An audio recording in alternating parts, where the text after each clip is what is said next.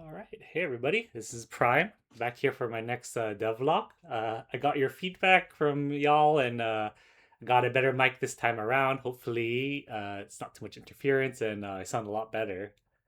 So, since my last update, my laptop basically kind of bricked. I heard like Windows updates was having issues and it's probably the cause. I don't know. But thankfully, since I am using version control, I didn't really lose too much progress. Nothing was really lost code wise. I just lost a lot of time kind of reinstalling everything again. But overall, back on track. So I guess since the last devlog, I was basically inserting monsters onto the canvas and using that as kind of like a way to align things and basically yeah, was cheating basically. Um, so what I was have been doing the last week is actually putting things on world space, basically, right? Actually on the map, right? So got my little background. When I hit play, it's now going to load the monsters onto these grid slots that I've created. Let's see. Yep. So here are the monsters. I am still doing some refactoring, so like my floating combat text is basically gone, but I kind of have the buffs appearing. This effect is basically like target all the front lines, apply basically two buffs, right? I'm just kind of doing some testing. I don't know if you can see it, but there's a little number 10 so that my buffs can all actually stack as well. So if I keep hitting spacebar, which is what I have right now, like they'll be attacking each other until basically no one is left standing. Oh, looks like I got an error that I gotta look into. But yeah, this has basically been the progress I've had so far. Building out the engine was ended up becoming real quick, and now I've kind of shifted towards doing a lot of UI work, and that's definitely been slowing me down because I'm not as experienced. I'm looking into the UI toolkits and things like that as well. Um, in terms of workflow, so I've been using Notion as a way to kind of keep track of things.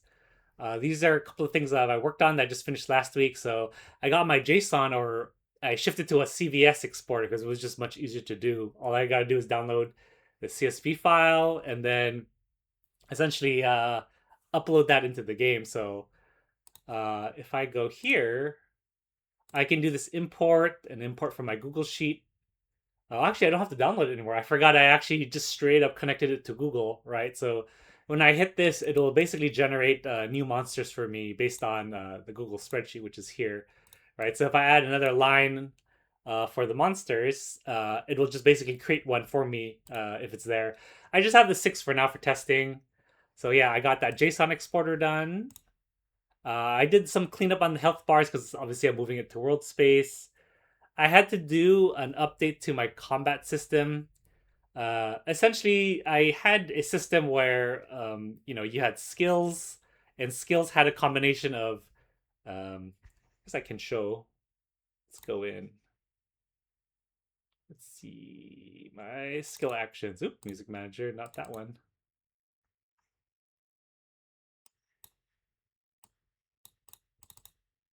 Right, so my skill action has a target finder class and a skill effect class. And originally, I just had one skill effect. So based on one target, you had to apply one effect. And these are like the target finder is basically a system that you pass essentially like a collection of targets too, right? So it's not just one. And then just apply all the effects based on the targets. Like so, the one I just showed was like all front row enemy units, right? So basically, there's three, but if more are dead, you don't count those, of course. So one of the problems or one of the issues I had was my basic attack is basically target random unit, effect deal damage, right? But I also wanted to apply a burn effect. The problem is that the other target finder would not know what that last random target was. So I was like, okay, I have to create a target finder that's like, okay, what was my last target? And I was passing that through the skill action, and it ended up becoming more clunky than I wanted. And I realized that the correct way to do it is just have a list of effects, right? So there's one target random front row unit. Apply your damage and then apply the burn effect, right? So it's using the same target finder essentially, and executing multiple effects on them. And in the long term, when I have effects like let's say the monsters like applies poison to all allied basic attacks, right?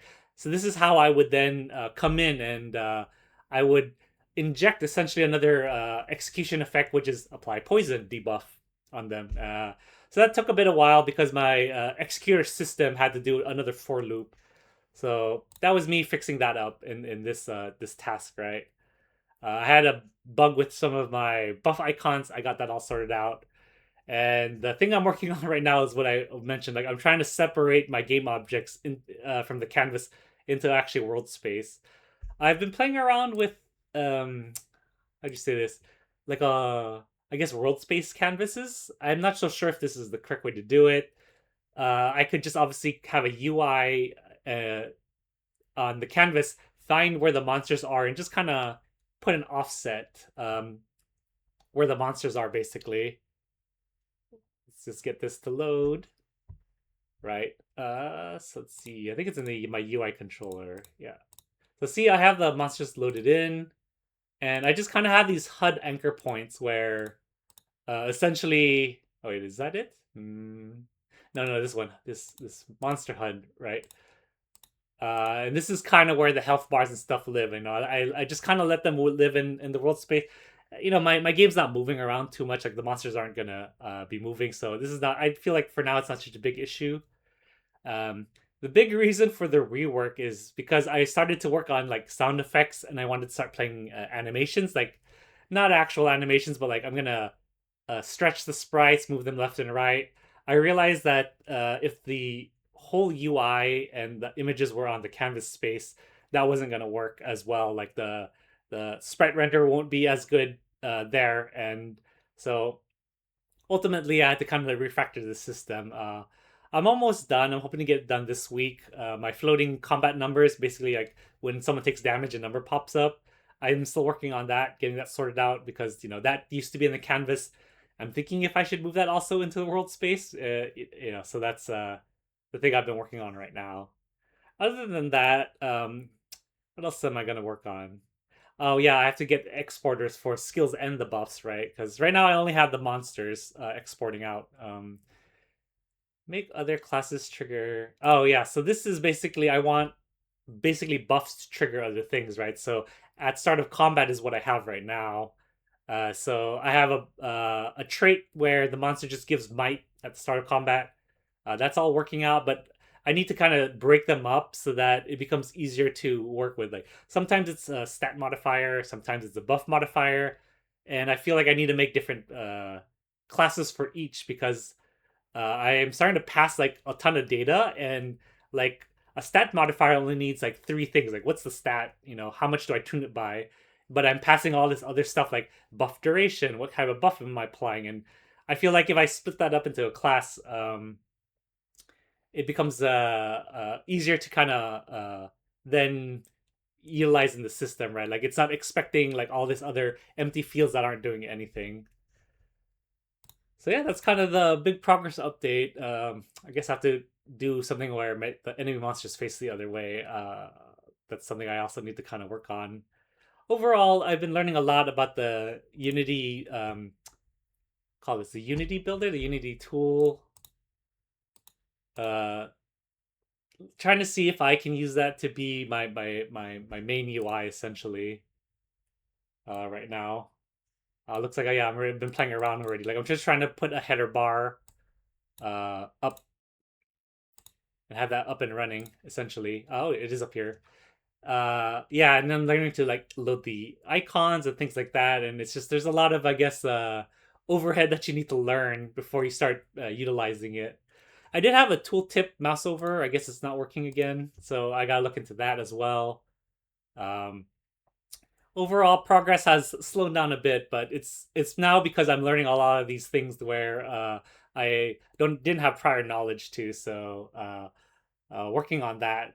The other thing I want need to do is obviously get more B-roll footage and start to actually edit these videos. But unfortunately, when my laptop bricked, I lost all the progress. I lost all these B-roll footage, right? And so I'm hoping for the next devlog it's going to be a lot more, presentable, because right now I'm just kind of just showing you a demo of the game, right, as opposed to being more content, easier to digest and whatnot. But yeah, that's the progress I have so far. Everything's a work in progress.